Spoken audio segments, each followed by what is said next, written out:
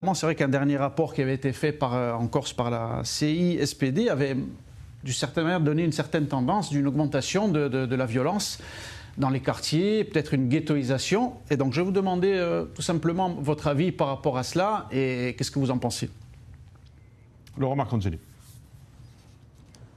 C'est un vrai débat. Il y a une évolution sociologique qui ne date pas d'hier. Ajaccio est devenue une ville moyenne. En Corse, c'est la plus grande ville, il y a 72 000 habitants. Et je vous le disais tout à l'heure, vous avez des strates historiques de personnes qui viennent de l'immigration. Vous avez une très forte immigration italienne en Corse, et à Ajaccio particulièrement. Vous avez eu également une forte communauté portugaise en Corse.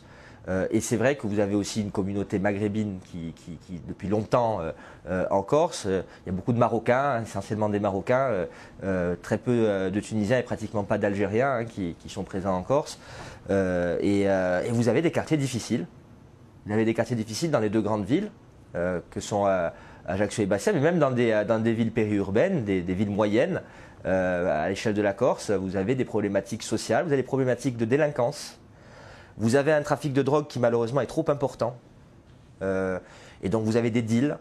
Moi, pendant les 8 années durant lesquelles j'ai été maire d'Ajaccio, je n'ai cessé d'alerter, de dénoncer aux autorités préfectorales, aux forces de l'ordre, les deals lorsque j'en avais connaissance qui pouvaient se dérouler dans les quartiers d'Ajaccio. Avec des fois des interpellations, hein, mais vous savez très bien que les trafics de stupéfiants se reconstituent très vite. Hein. Vous coupez une tête, il y en a 4 qui poussent malheureusement, et c'est valable également chez moi.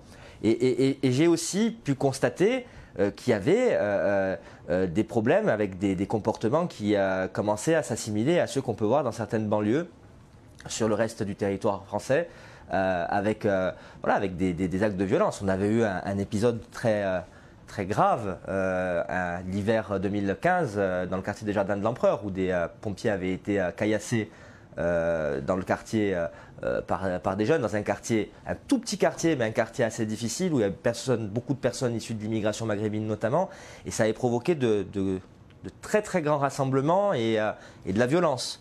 Donc quand vous parlez tout à l'heure des situations spécifiques, moi je le dis, lorsque vous avez des vagues migratoires en Corse, quand elles sont voulues, choisies, ça ne pose pas de problème. Mais en revanche, la Corse fait partie de ces territoires auxquels il est difficile d'imposer des choses sans qu'elle donne son avis. Ça je le dis très tranquillement. Alors,